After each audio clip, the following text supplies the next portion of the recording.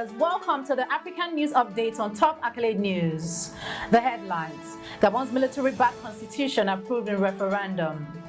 Senegal's ruling party claims victory in parliamentary elections.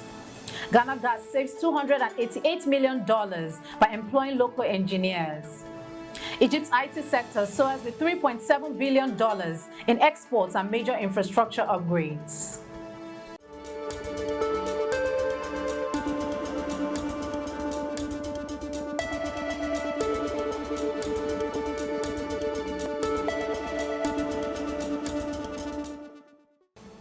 In politics, Gabon's military-backed constitution approved in referendum. Gabon's military rulers announced that the country's new constitution has been overwhelmingly approved in a referendum, with 91.8% of voters backing the proposal according to provisional results. The referendum, held amid a campaign dominated by official propaganda, set out new presidential term limits, disallowed dynastic rule, and establishes strict eligibility criteria for candidates.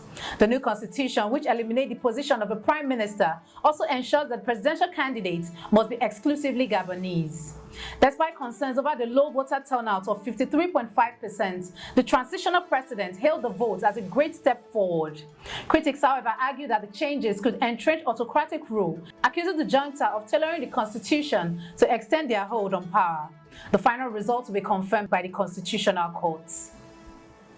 Still in politics, Senegal's ruling party claims victory in parliamentary elections. The Senegalese government has declared victory in Sunday's parliamentary elections, with most votes counted, claiming that the ruling party PASTEF won the large majority. The win is seen as a significant boost for the president, who was elected in March as Africa's youngest president at 44. He now has a strong mandate to push forward his agenda of economic and social reforms. President Faye, alongside Prime Minister Ousmane Sonko, has campaigned on promises of nationalistic reforms, economic change, and anti-corruption efforts, all for which resonate strongly with Senegal's youth. The government now faces the challenge of addressing high unemployment and strained public finances. However, former President Macky Sall and his opposition allies have suspected massive electoral fraud, though no specifics have been provided. Shifting focus to economy, Ghana Gas saves $288 million by employing local engineers.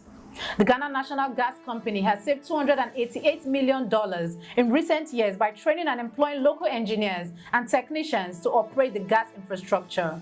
CEO Dr. Ben Kedi Asante revealed that using indigenous Ghanaians instead of foreign labor helped the company save $3 million per month, significantly boosting the country's intellectual capacity. Since 2017, Ghanaians have taken over key operational roles, including managing control rooms and processing floors, marking a major milestone for Ghana's energy sector. The move also created over 1,000 jobs and supported national growth through corporate social responsibility projects such as healthcare and education facilities. Still in economy, Egypt's IT sector soars with $3.7 billion in exports and major infrastructure upgrades. Egypt's information technology sector is experiencing explosive growth, with over 175 companies and 195 outsourcing centers now operating across the country, employing more than 145,000 specialists. The sector exports digital service worth $3.7 billion annually, contributing significantly to national development. Minister of Communications and Information Technology highlighted that the IT sector has evolved from a basic service provider into a vital economic engine, accounting for 5.8% of Egypt's GDP and on track to surpass 8%. This growth is attributed to strategic investment in digital infrastructure, including a rapid rise in internet speeds and a doubling of mobile towers.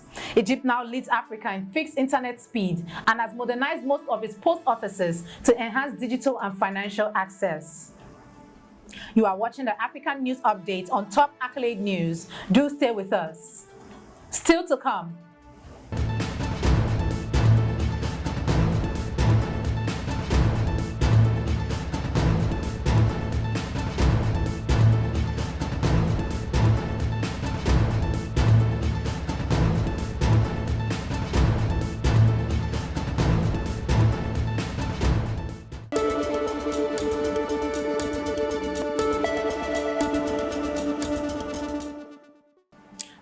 Staying with us. In international relations, UK doubles aid to Sudan.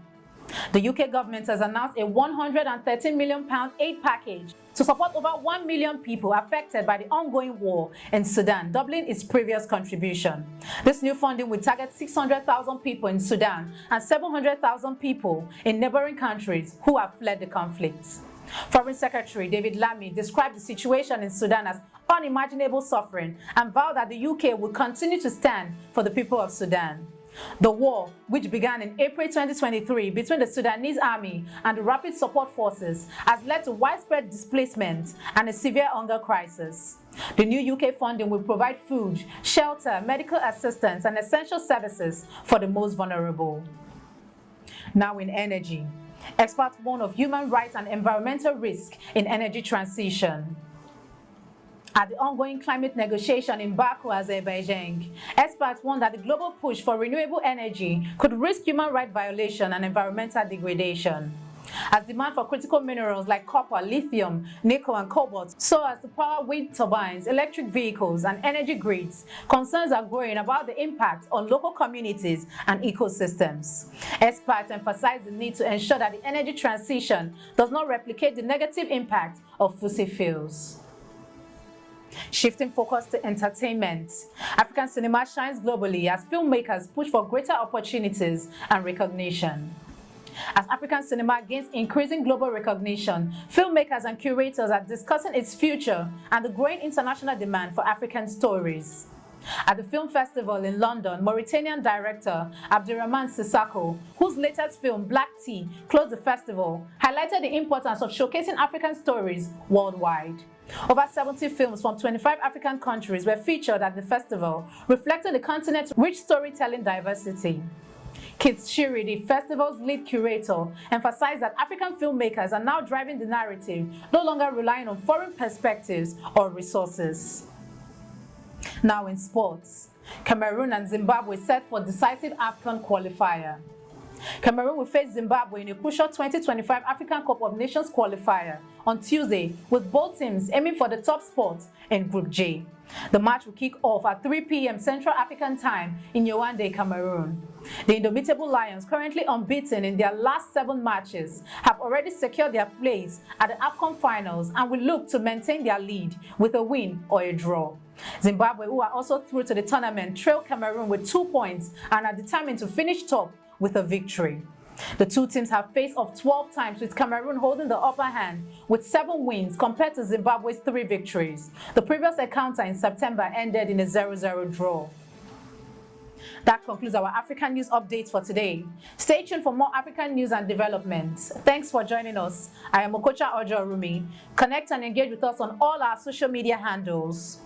Do have a wonderful day.